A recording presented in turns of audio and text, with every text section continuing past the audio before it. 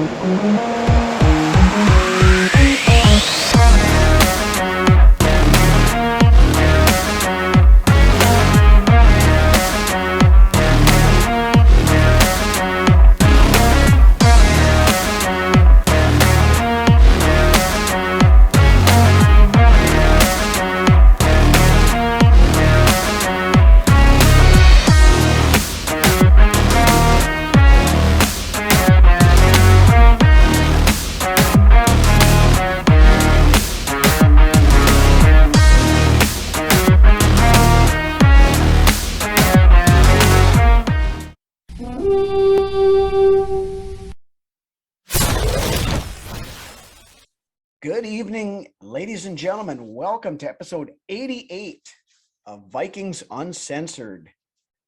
10-2, baby. 10-2. Another win. We'll Yep. take them. Didn't make it easy, but we got another one, so we'll take them anyway we get them. This is just who we are. Yeah, it is, at this point in time, it is. I mean, we can't make anything easy, but, you know. But we'll get into that, the recap of the Jets game here in just a couple minutes. Got a bunch of news stuff that we want to hit first, so we'll roll into that first. NFL wide, some fairly significant news going on this week. Over in San Francisco, Jimmy Garoppolo broke his foot, likely out for the year.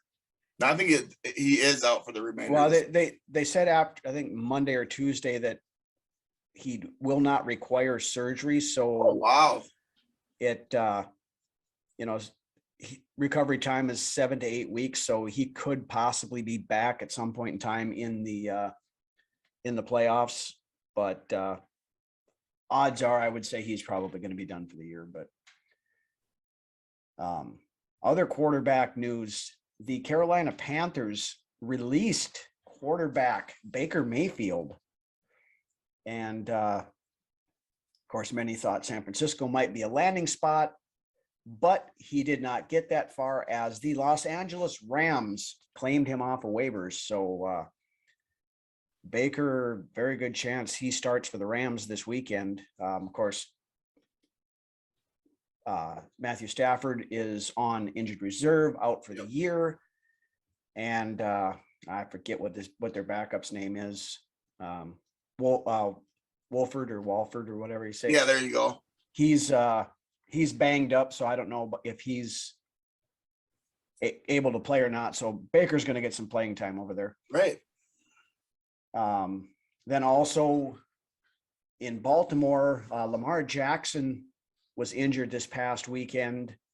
They said he is week to week, so probably not playing this weekend. Of course, they've got Huntley over there who has done pretty well in. Right. He's a good backup, especially for Lamar. And he plays a similar style of Lamar, so they don't have to change the entire offense around either. So. Yep. Then in non-player news, Tuesday, the Tennessee Titans fired their general manager, John Robinson. Surprising news. I mean, yeah, I thought it was kind of interesting that they would fire him mid-season when they're, realistically, there's nothing much else he's doing at this point in time, I guess. But, they can't. It's they got the players that they got and that kind of stuff. But apparently they decided it was time to move on from him. So they just found a reason to finally fire him, maybe. Yeah, but I mean, Tennessee's been good. They were the number one seed in the AFC last year, and they'll make the playoffs again this year. A lot of pundits are comparing us to them from last year. And granted, their run game was completely on another level, but as far as like wins wise or whatever, getting lucky and shit like that. So yeah, well, according to half of the people in the league, we're still frauds anyway. So frauds, phonies. Yes, fakes. You're a phony. Hey, this guy's a great big phony. That's right. You're a big fat phony. But anyway, move on from that because we could go down a whole rabbit hole there that I really don't want to go down. So we'll Right. shut up. Then other coaching news, of course, the big news in the college ranks over the weekend was that Deion Sanders will be the next head coach of the Colorado Buffaloes. And along with that, the word on the street is that former Vikings head coach Mike Zimmer will be his defensive coordinator. That's the whispers. Yep. Now, as of Wednesday, when we're recording here, it's not official, but that's what the rumors are pointing towards. Zimmer will at least have some position on the coaching staff, but it sounds like defensive coordinator is probably where he ends up over there, which good for Mike. I mean, you know, Right.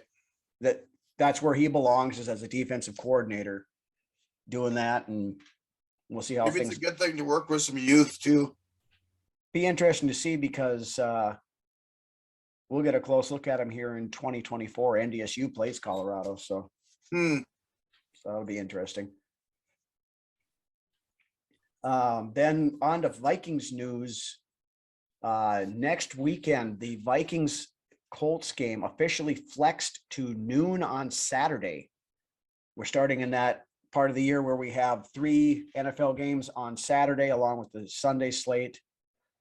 Took them long enough to figure it out. Of course, the way Indy looked against Dallas on last weekend, I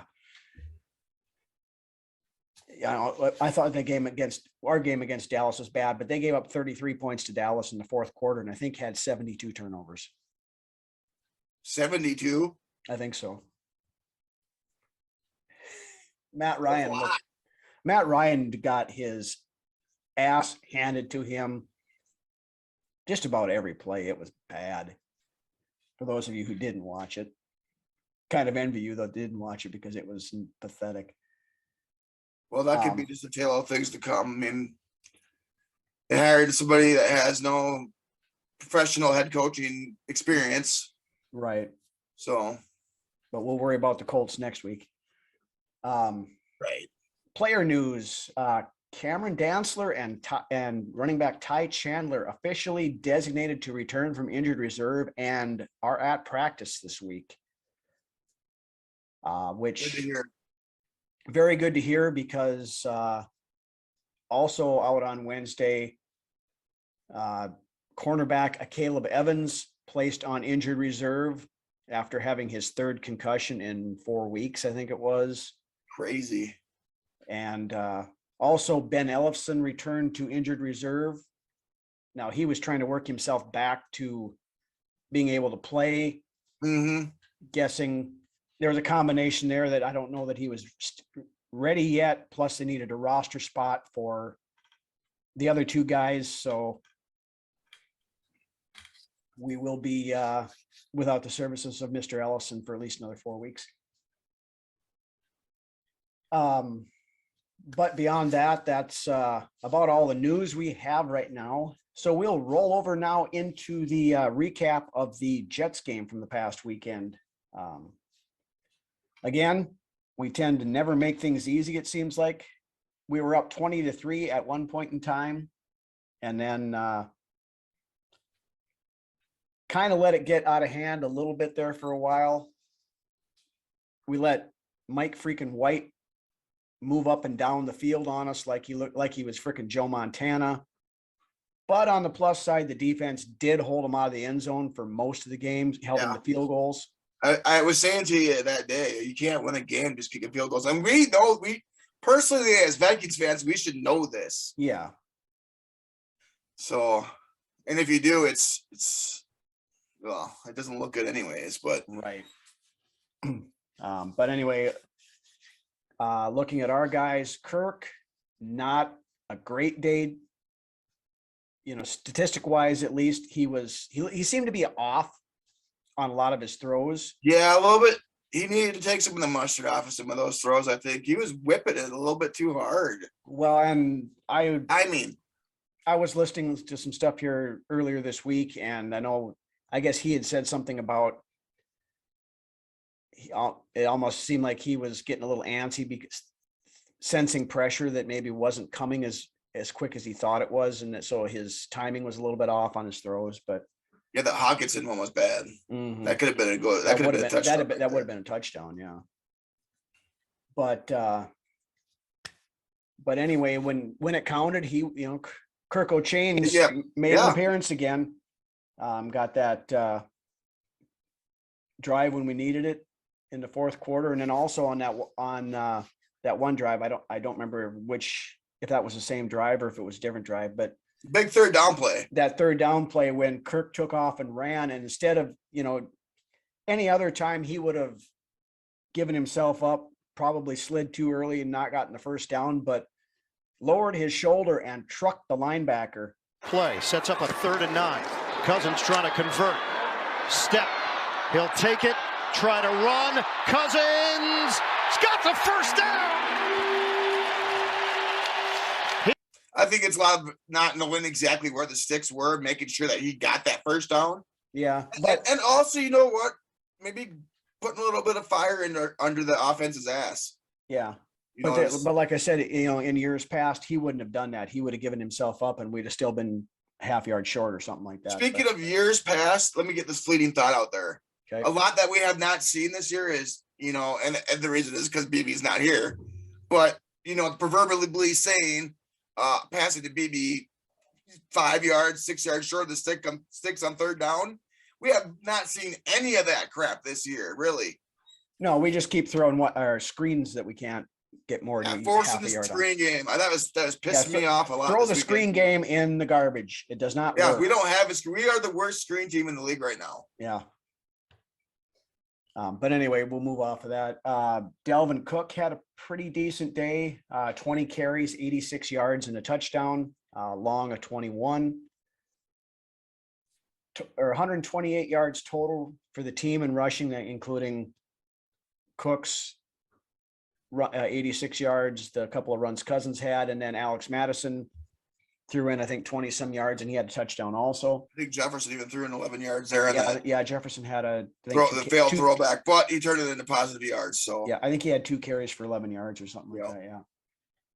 Yeah. Speaking of Jefferson, not huge day numbers wise. Again, of course, Kirk. Huge receptions at big moments, though. Yeah, he had 7 receptions for 45 yards and a touchdown. The big play of the game was a 38-yard bomb to Jalen Reagor. Jefferson. Shotgun on first down. Cousins. Stop. Throw. Deep shot. It's caught. Inside the 25, Jalen Reagor. That was awesome. Made his presence known there for a moment. It's good to see those players that came in during the season starting to get more looks as the season rolls on. Yeah. Be dangerous going down the road. Yeah. TJ Hawkinson, 4 catches for 33 yards. Adam Thielen held catchless until late in the game, and he ended up with 2 catches for 27 yards to finish off. Over on the defensive side of things, we kind of mentioned this briefly earlier. We had that bend and bend and bend and bend and bend and bend and bend thing that Donna Shell is becoming well known for. The infuriating part of it is when we know we need to step up, they do. But they should be doing that more during the game. I mean, Donatel said in an interview here a week or two ago that he doesn't care about giving up yards.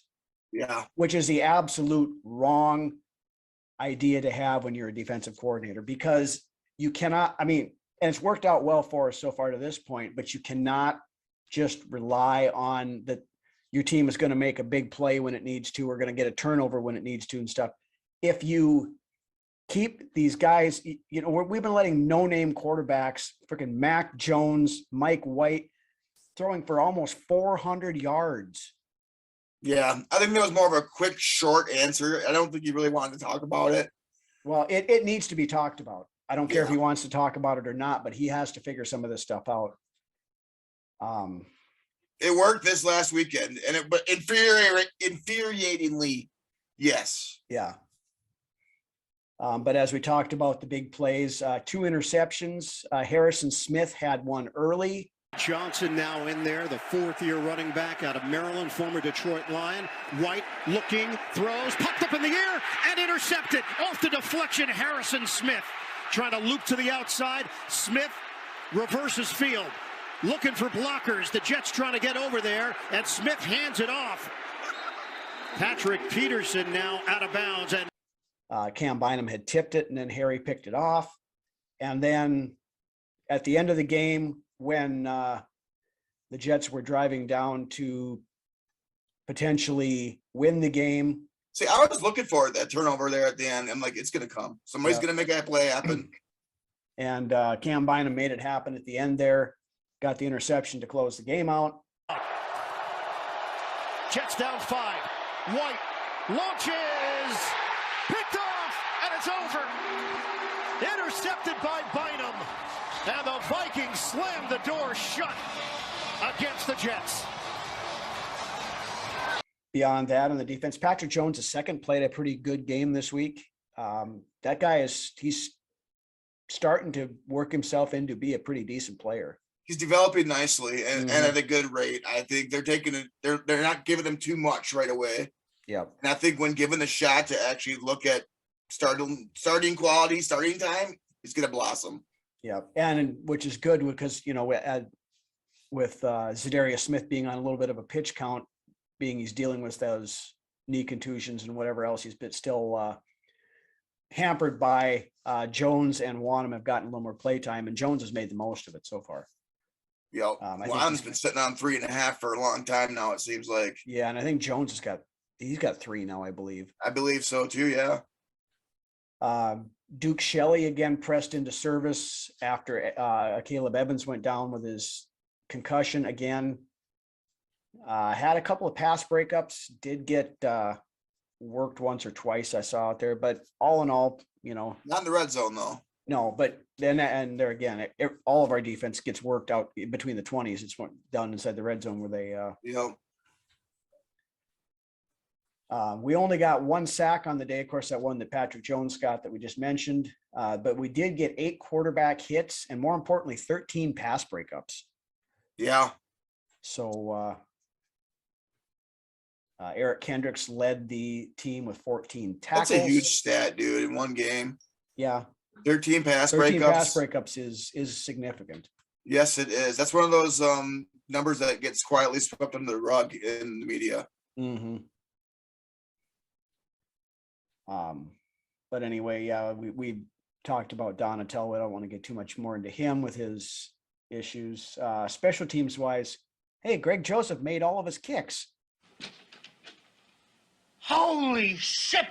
He went 2 for 2 in field goals, including a 51-yarder, which is his first of over 50 yards since week 1. I said it last week, dude. I was like, no, watch him go on a tear and fucking just not miss anything for the rest of the year. Well, he didn't miss anything for one game. Let's hope we keep it going this Joseph. week, Let's keep it up, bud. You look good this week. So he was 2 for 2 in field goals, and then more importantly, 3 for 3 on his extra points. Yep. Yeah, that's what he needed. That was a good dose of medicine for him. Mm-hmm. Ryan Wright, another very good day punting again. Had 6 punts for 292 yards, a 48.7 average. I love me some Ryan Wright. Had a long of 63 also. So, I mean, clutch punter when you need to like flip the field. Yeah. Well, what's not to like about a big dude with a big leg? I mean, he can, and it's decent, corner ability where he can kind of angle it out there. Yeah, it's not just boom, not just rear back and kick it as hard as you can. He's got the right touch and ability to place it. Yeah. But anyway, that's, I guess, all I've got on the Jets game. You got anything before we move on? Strong catches by Jefferson, by the way. Strong catches. A lot of those catches that he made, a lot of receivers in this league would have dropped them. The one specifically over the middle that was flagged for unnecessary roughness. Here, Minnesota's got a 7-point lead. Oh, what a grab! Tremendous hands by Jefferson. which he held Yeah. on to That one where he got absolutely and blasted. popped when he right caught back it. up. Mhm. That's what I'd like to see, thankfully. Yeah. Yep. A lot of receivers in this league would drop that, or would alligator arm it. Mhm. So, yeah, those yards he got, he might not have got a lot this week, but those yards he did get were, game-changing yards. Right. So, All right. So with Other than that, that- you got anything else? shout out to Christian Tonga as well. He shines and doesn't get a lot of Publicity, probably. Yeah. there you go there. Yep. Yeah. But yet, just a little trivia tidbit for you on that one. Kiris Tonga is actually the highest rated defensive player on the team for the season, according to Pro Football Exactly. Focus. So, Yeah, it gets kind of like you look at him and you wouldn't think that he's that great, but he's doing good things. So yeah, it's been definitely a good pickup. So, but with that, we'll move on to our weekly awards segment, where, of course, we celebrate the good and the not so good. Starting off with the good and what we call our Badass of the Week award. Who is that guy? Whoever he is one tough badass. Who do you got for that, Lance? I got a tandem here of Harrison Smith, and Cam Bynum. Safeties this week, probably the biggest bright spot on the defense. Started out right away in the beginning of the game. Made a statement by getting that pick to start out the game. Basically stole the first possession of the game. So that's great. And those safeties have played really well this year, medalists included. Yeah. For me, I'm going Cam Bynum as well. For what you mentioned there, that interception by Harrison Smith to start the game off. Bynum actually tipped it up for Harry to pick it. And then, of course, the game-sealing interception late in the fourth quarter to close things out. So Bynum gets my badass. We move on to the not so good in what we call our Red Foreman Award of the week. Son, you don't have bad luck. The reason that bad things happen to you is because you're a dumbass. Who you got for that, Lance? I'm going to go with the coaching staff as a whole, actually, for allowing a comeback while also having at one point a 20-3 lead. And then starting the second half out really slow. Again. Right. And then getting the ball to start the half in the second half and then not doing anything with it for an extended period of time. Mm-hmm. I think we had 10 plays for 10 yards in the third quarter. Yeah, it was really bad. And I was gonna just go Donatel, which at this point we could almost rename this the Donatel Award, but yeah, I was gonna go Donatel. You just made a very good argument as far, I mean, I love. Yeah, Donatel was the first thought in my head too, for sure. Yeah. But then I was like, you know what? KOC didn't have a great day either calling plays in that third quarter. Yeah, and that's, I love me some Kevin O'Connell. I love what he's done with this team, but we got to fix that tendency that we have to go into hiding for. We need to play 2 complete halves is what we need to do. We can't just play one half of the game and then go into fucking Neverland for the other half. Well, and that's, the thing about all this, we are the worst team offensively in the third quarter, but we're the best in the fourth quarter. Right. And to start the game, we're very good in the first quarter, get into that second quarter, it just starts going midway through the second quarter. Yeah. Yep. Third quarter, it bottoms out, and then fourth quarter. When you get one of those drives that make it to about the 45-yard line, and then you end up having to punt it away after getting a couple of third down conversions. Yep. Those are really quietly one of the annoying aspects to me of this team right now. I agree. That's not complete finishing drives. Yeah. And I mean, we all knew that there was going to be some growing pains with this, but it's just odd how we can be so good at certain points of the game and then just so bad at other points of the game. If this team can figure out how to play that complete game, there's not a team in the league that can stop us. Right. And I'm hoping we figure that out. Yeah, we just need to figure it out. You're right. Yeah. Figure it out by the playoffs, because once we get in there, if we start doing this kind of crap, we're not going to last very long. Maybe he's got the secret sauce for the playoffs. Who knows? Yeah, it's hard to maybe see. Maybe he's saving that second playbook for the next part of the season. Maybe.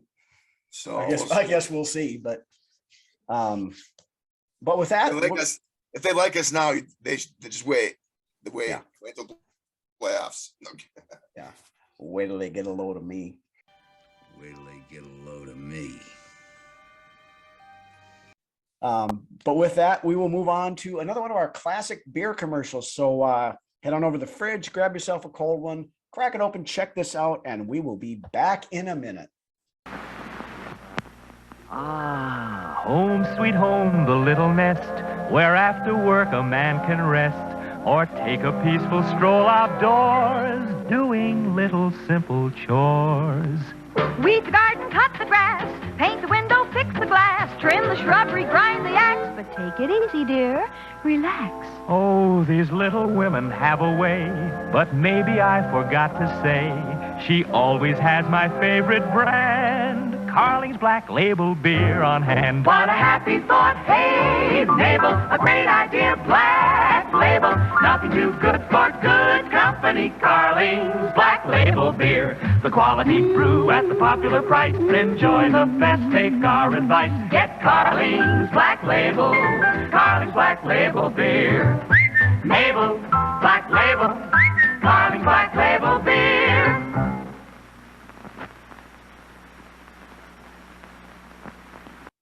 All right, we are back. And of course, as we do at this point in the show every week, we put last week's game in the rearview mirror and look ahead to this week's matchup as the Vikings head to Ford Field in Detroit to take on the Motor City Kitties and Dan Kneecap Campbell. Interesting thing here, the Vikings are actually opening up as of Wednesday, we were a 2 or 2.5 point underdog to Detroit, which makes absolutely no sense whatsoever. There's going to be some player. I mean, hopefully the whole team, and rightfully so. There's going to be some players that are going to be angry with this. Well, it should be because we're still not getting any respect. No respect. A 5-7 team should not be a 2-point favorite to a 10-2 team. Right. But to Detroit's credit, I mean, they've been playing pretty good ball the last few weeks. They have. They beat Green Bay a couple weeks ago. They hung 40 on Jacksonville last weekend. They're bring them back down to earth. Yeah. Their running game, of course, still pretty solid. DeAndre Swift is still battling injuries. That guy's never healthy. They've been kind of using him on a pitch count, so he's getting 10, 12 carries a game. Typically, it's been seeming like. We could easily be a trap game for Detroit this week, honestly. As ass backwards as that sounds, but look at the lines. Not the Lions, the lines. I mean, It's ass backwards. Yeah. The Lions could easily be overlooking us. They're like, hey, look how close we were to beating them last time. Well, and that's saying we cannot overlook the Lions because not us. Not right, us. But I'm saying, with all the kerfuffle about being underdogs and whatnot. I foresee them overlooking us before we overlook them, honestly, in this year in general. Yeah, it's hard to say. I mean, getting back to running game, of course, Swift would be on a pitch count, but they got Jamal Williams, who is a very good running back, and he'll shoulder most of the load there. Then you roll over to their wide receiver group. Amon-Ra St. Brown is quickly becoming one of the better wide receivers in the league. The kid is good. Yeah. Then they've also got, DJ Chark, who's an average receiver to decent. He's a good number 2. Yeah. Quintez Cephas is their third guy. He's more or less just a guy. He's kind of like a KJ Osborne type deal. There you go. Now, rookie first rounder Jamison Williams is now active and playing. He had a total of 1 target last week, did not have a catch. You know what? I look for them to be targeting him this week. Just because they got the draft pick from us, and Williamson's is going to want to have a big game against us, I believe. I don't know how much that's going to play into it, but they're definitely going to be trying to get him more involved in the passing game. And if they get him rolling and you get both him and St. Brown on the outsides, watch out.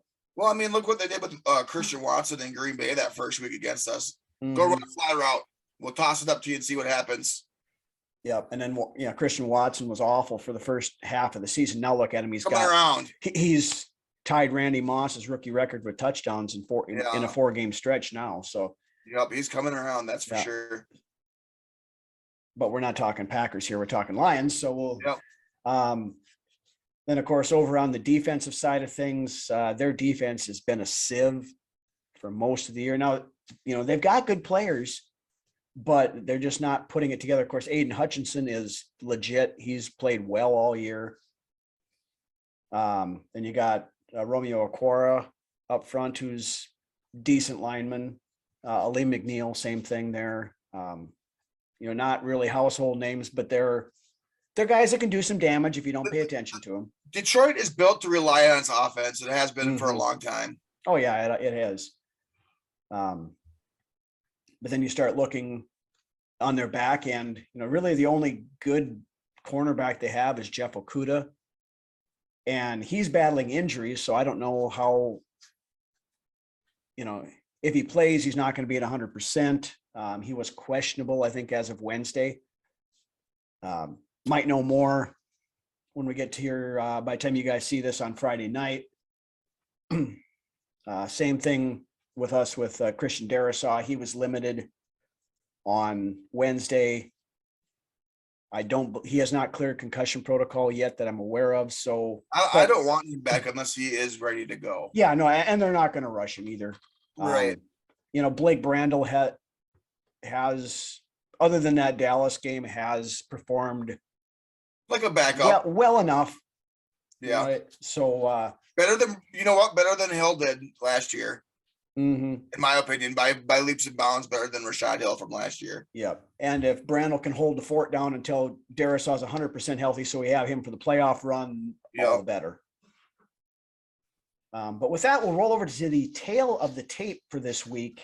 Starting off on the offensive side of things. Yards per game. Detroit is 7th. Vikings are 19th. Passing yards per game. This one's a little closer. Detroit is actually 8th. We are 10th. Rushing yards per game. Detroit is 10th. Minnesota is 25th. Points per game. Detroit is actually up to 6th now. Of course, laying a lot of points up there. They're capable of putting up laying a 40 burger on Jacksonville definitely helps their cause on that. That's part of them relying on that offense to carry them to win games. And the Vikings are 11th in points scored on offense.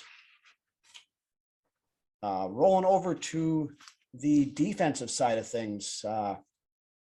This here is a who's who of the who's who of PU, or basically total defense, yards per game given up. Just take a wild guess where the two teams are. 31st or 32nd? Which one's which? Minnesota's got to be 32nd. No, Detroit's 32nd in total yards given up. We are 31st. Okay. Passing yards per game. There we are 32nd. Detroit is 27th.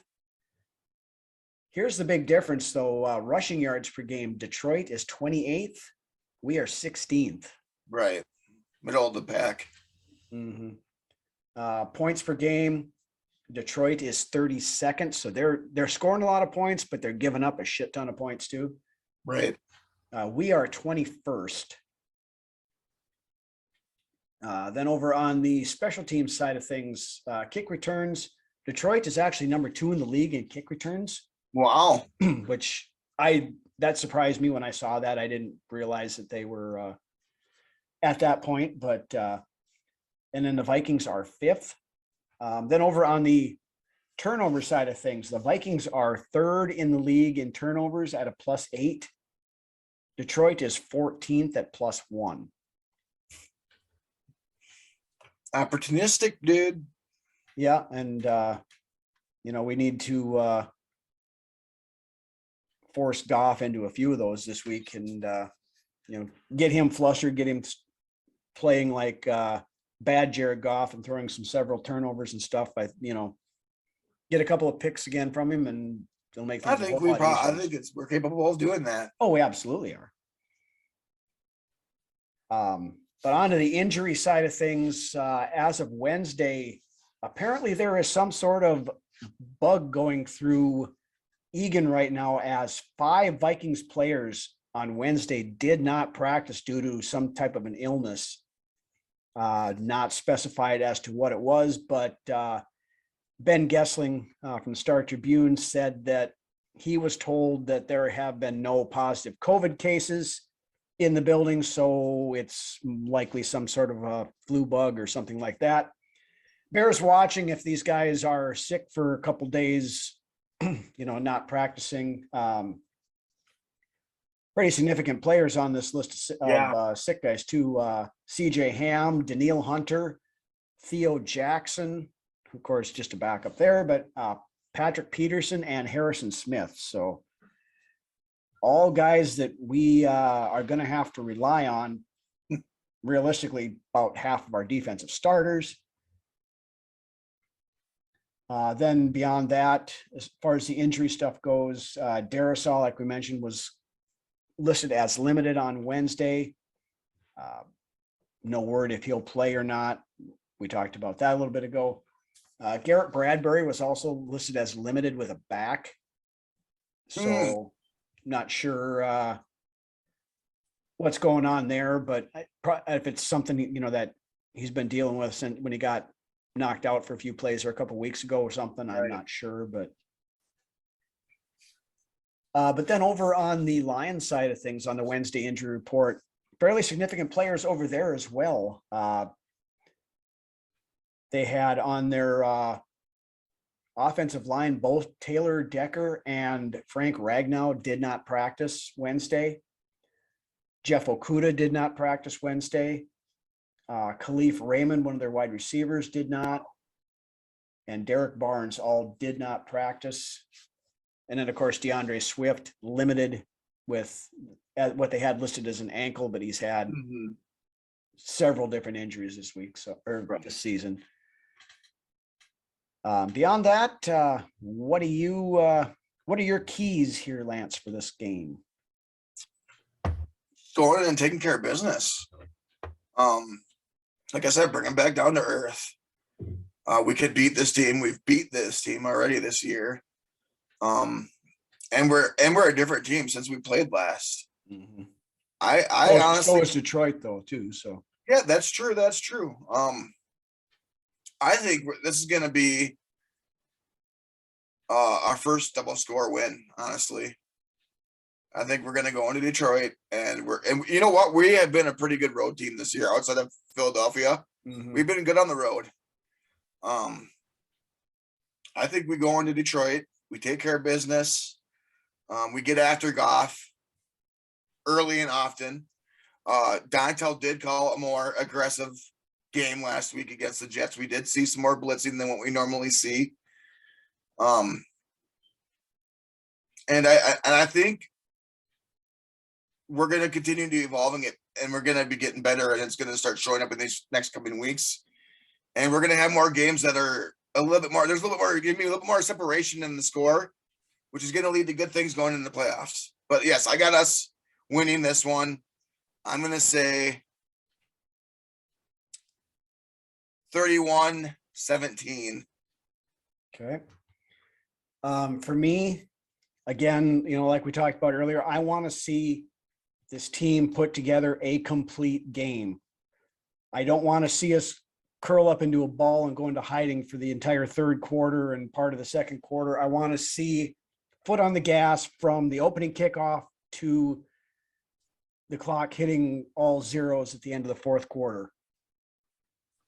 I think the key matchup is going to be Justin Jefferson and Jeff Okudah, provided he plays.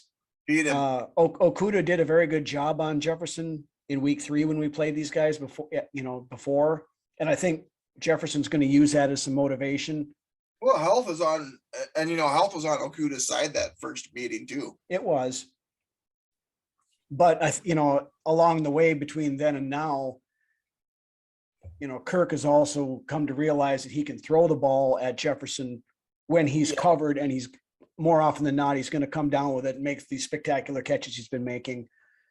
So there's that. And there's been that progression of Cousins' game to Cousins be a is little gonna bit have a great week this week. To be able to take a few more risks and everything like that. Whereas he's gonna have his best game this year. Cousins will. I could see 4 touchdown passes. I mean, he typically does well against the Lions, so it's very possible. I want to see Kirk Chains for an entire game. Yeah, it's great. I want to see fireworks on this offense because it's capable of doing it. Yeah, it's great that Detroit against Detroit, it's like we said, their defense is probably worse than ours is, which is hard to do. So this could very easily be a very high scoring game on both sides of the ball or both teams. I think, and hopefully we're come out on the right side of that race. Yeah. We can run on these guys. We've said that before, I know, and it seems like we don't tend to want to run a whole lot, but I think Dalvin Cook could be a very big key in this game. I could easily see Cook going over 100 yards. If you can get him running, that's my other key on this thing. You get Dalvin Cook going, you keep the ball moving, sustain drives, quit with this damn 3 and out crap all the time that we tend to do. It's not even like this 3 and out. It seems like it's like they get the conversion on 3rd down, and then the next set of downs, then they sputter out. So because it's always like, oh, this is good, this looks good, all right, let's go, and then it's just like, boom, hit a wall, and then we're punting it away. Mm-hmm. This offense is good enough to score every time it touches the ball. I mean, whether it be a field goal or a touchdown, we should be scoring every fucking offensive drive. Getting pretty close to that point now. Yeah. So, but I think there's plenty of prime opportunities this week for that kind of stuff to happen, and I hope we see it. Right. I like how we got the softest ranked schedule for the end of this year, because that could be very beneficial going into the postseason as far as finding who we really are as far as a complete team goes. Mm-hmm. Defensive side of things, I'm going to harp on this until they fix it, but stop that fucking 3 high shell coverage crap, glorified prevent defense that we run between the 20s every damn week. We know that if we blitz and apply pressure and get it successful, we get home, we hit the quarterback, may not get a sack all the time, but it's the pressures and the hits that are just as effective a lot of times. Make Goff throw that ball before he's ready to throw it, where you can get guys like Smith and Bynum getting picks out there, Patrick Peterson, don't whoever. Be throwing fucking Hunter in the coverage. Don't be throwing Zadarius Smith in the coverage. You know how many interceptions Zadarius Smith has in his career? Not many. None, and there's a reason for that. Mm-hmm. He doesn't play coverage. Right. And Hunter has like what, 1, maybe 2? Yeah, and that's all in pop-ups, dude. Grabbing it out of the air. Right. The other key, of course, we have not mentioned this yet, but the homecoming game for TJ Hawkinson. Exactly. I look for him, and that's a huge X factor that we did not have the first time around, because basically we had Irv Smith, who couldn't catch anything early in the season, and Johnny Muntcake. Hawkinson's going to have a little extra motivation and little oomph in his step. They're going back to Detroit for the first time. A little bit of a swagger in his step, wanting to get a couple of maybe get 12 points that game. Yeah, and we can you can exploit those linebackers across the middle. You got Anzalone, and there's probably really their only real decent linebacker. The perfect exploitation play was the play that we ran against the Patriots a couple weeks back when he drew the 3 defenders off of Thielen and then hit Thielen in the corner. That was perfect. When we ran Jefferson, easily do that this week and have Hawkinson doing a out route or whatever it might be. So yeah, like I said, I look for TJ to have himself a pretty good game this week. Piss off the Lions fans because they're all, upset that they got rid of him, but hopefully the butterflies aren't too much and he's not too overhyped. But beyond that, I think we take care of business. The key thing, we win this weekend against Detroit, we are the NFC North champions. Because right now the magic number is 1, which is either a win for us or a loss by Detroit. We can take care of both of those at one point in this weekend. Close the door on the North title, and then solely focus on getting that number 1 seed. Take care of business. Exactly. Go in there and get the North this weekend and put that behind us and move forward to the bigger and better things later that come in the season. Right. This is a game typically, when we needed this to lock things down in the past, we've tended to stub our toe or kick the can down the road to the last game of the season. Yeah, I think that Kevin O'Connell's going to have this team ready, and this team in general is going to be ready to rise to that task. I believe they will too. And so, I look again here, 10 to 13 point win. I do too. Exactly. Somewhere in that range. So, and that's going to kick off a flurry of double-digit wins, in my opinion. And I'm going to call that right now. Well, I mean, we've got the Giants in a couple weeks. They'll be a tough out. Indianapolis is a mess. We got them next week, and then we've got Green Bay, who by that point in time will most likely be eliminated and hopefully packing it in. And then the Bears are tanking right now as it is to finish out the season. So the biggest thing for the team to prove to me going into the playoffs is that they can finish other teams. That's my main concern to end this season, is show me that you can finish teams and put them away by more than a touchdown. 2 scores. Yes. All right. So with that, we have reached once again the best segment of the program as we take a look back at the greatest players in Vikings history to wear number 88 in this week's edition of Brunswick's Best. So pretty short list this week, I think, Lance, but we'll let you have her right now. Yeah, it's a pretty simple, small list here. Arguably one of the greatest players to step foot on the field. And I got a couple of honorary mentions as well here. But the day and the whole Brunswick's Best is all due respect to Mr. Alan Page himself. Page was a first-round selection, 15th overall in the 1967 NFL-AFL draft by the Minnesota Vikings, for whom he played for 11 seasons through 1977. He is one of 11 Vikings to have played in all 4 Super Bowls in which the team appeared.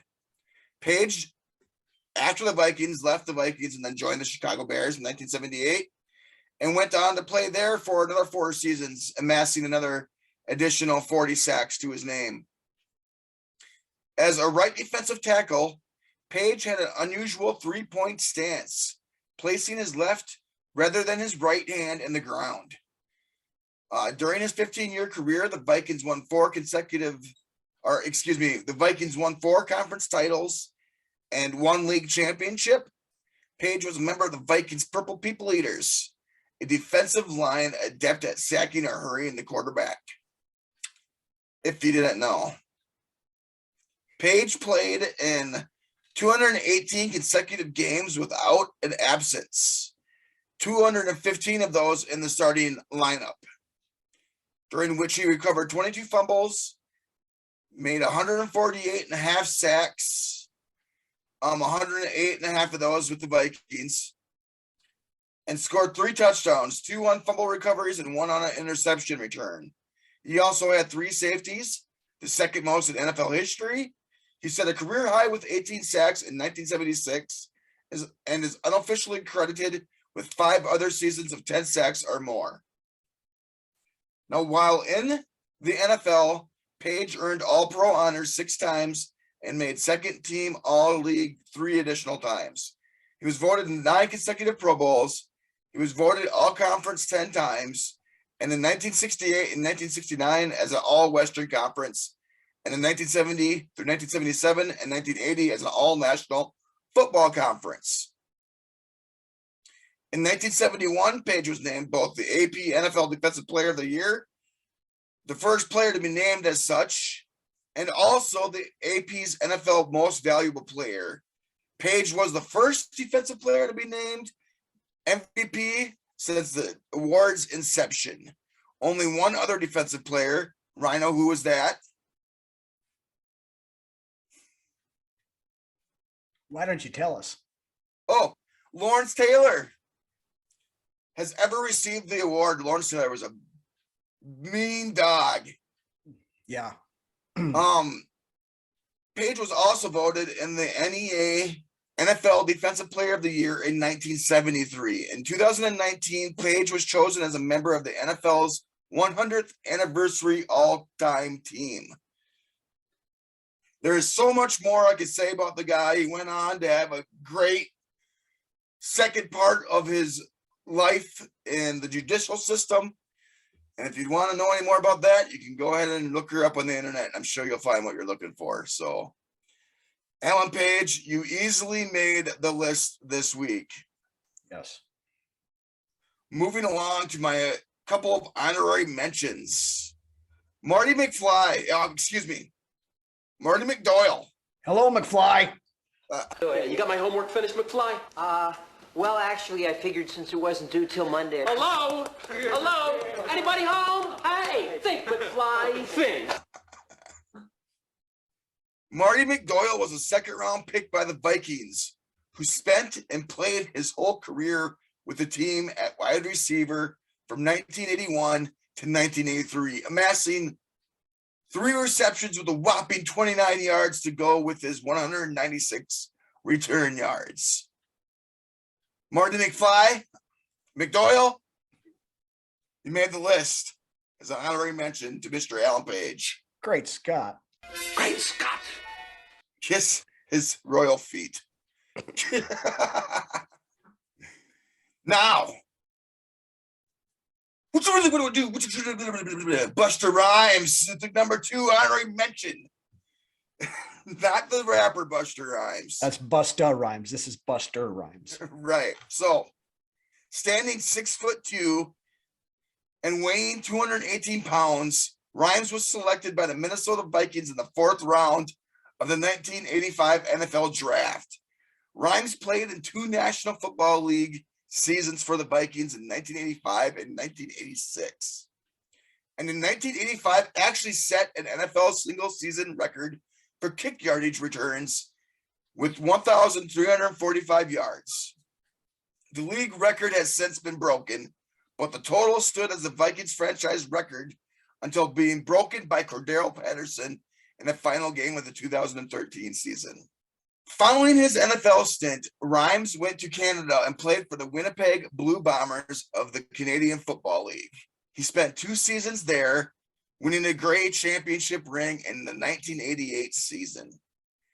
He was the inspiration, actually, this is true, he was the inspiration for well-known rapper Busta Rhymes' stage name, which was given to him by Chuck D of Public Enemy. Buster, you made the list. Interesting. Mr. Alan Page's beat.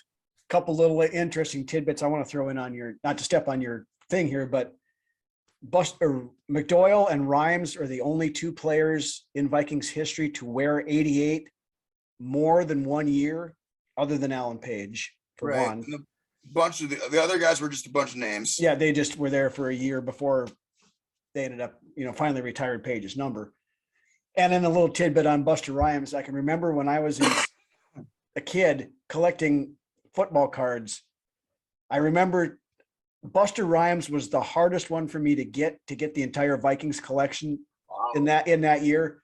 It took me most of the year, but I finally got it. So I got the entire Vikings team from that year, and I still have them in my storage someplace. Man, I loved collecting me some cards back in the day. That was always a good time. And then trading. Mm-hmm. Good times. You just don't have that anymore. It's a lost art. It is. But with that, that's really all we've got for this week. Again, want to thank everybody for watching as usual. If you're out and about, make sure you take us with you, whether it be on any of your favorite audio podcast channels, whether it's on the YouTube channel, whether it's on our Facebook page. As far as our live breaks during the games go, I don't know if we'll be able to do it or not. I don't know why.